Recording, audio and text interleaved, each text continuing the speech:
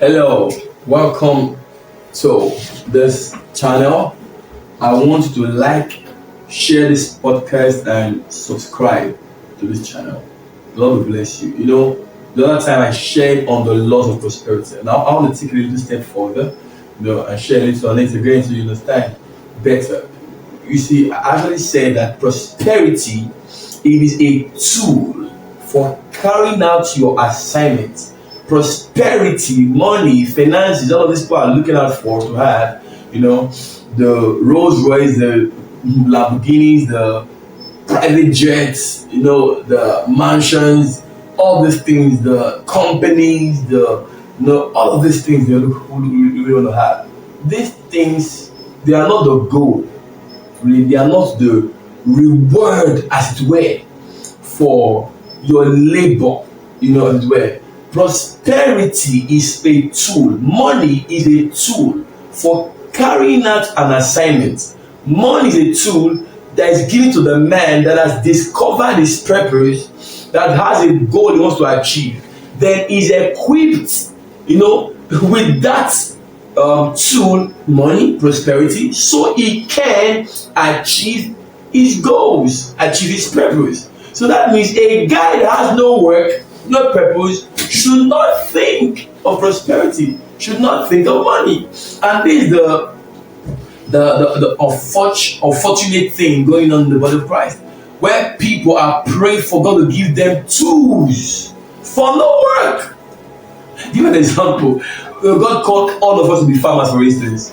Then there's this guy in his farm. This other guy is in his farm. This other guy doesn't go to the farm. He's not farming. And then he wants God. Now, of course, God gives each and every person a gift as the way a talent. Now, this person gets a cutlass, gives everybody cutlasses.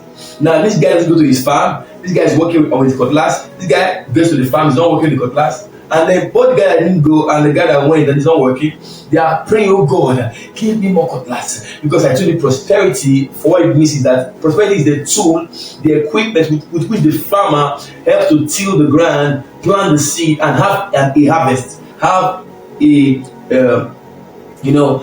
produce, have a harvest for the seed he has planted. So prosperity, money, is what aids you to achieve a goal or a purpose. Now, the guy is giving cutlass to farm the ground, or giving shovels to farm the ground. He's not farming the ground, he's not tilling the ground, he's not planting nothing. But then again, he goes to God and asks God, is bold enough, is the temerity for me, to tell God, give me more cutlass, give me more cutlass. If you are God, give me 100 cutlasses. Oh God, I come this year, it is my year, Lord. Prove you are God. Give me 1,000 cutlasses, give me 1,000,000 cutlasses. Don't do what exactly with it. You're not being faithful with the one cutlass given to you.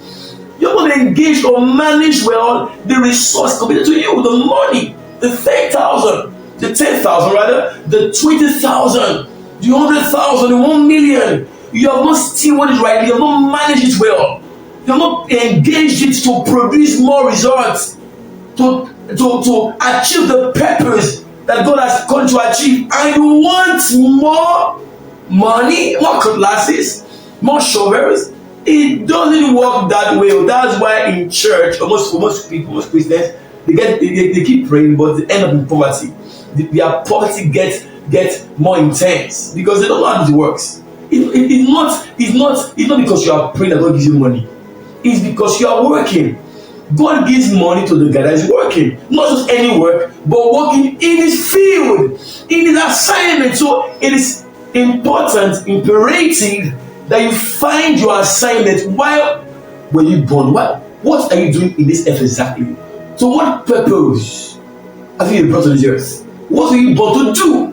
You have to find it. It's when you discover that you cannot ask for the resources to enable you to become more effective in achieving that purpose.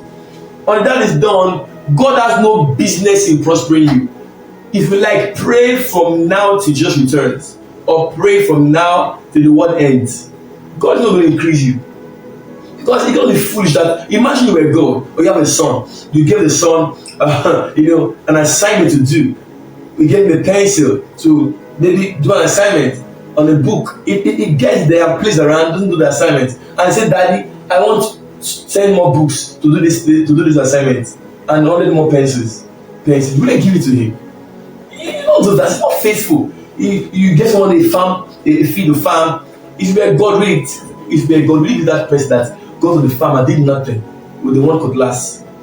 Because prosperity is only two. The guy that stewarded well his farm, he planted maybe a bag of corn, and then it produced 10 bags of harvest of corn. Then he plants extra 5. What happens? It produces maybe now 50 bags as well. In the bag produce 10 bags. Then let's say 5 bags produce 50 bags. Then it plants now 10, let's say 20 bags. Multiply by 5 now, he gets 100 bags.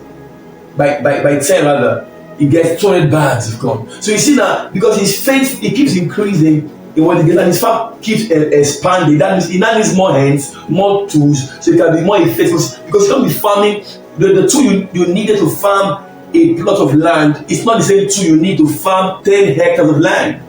He now needs more hands, more tools, perhaps tractors, all kinds of equipment, so he can be effective in his work.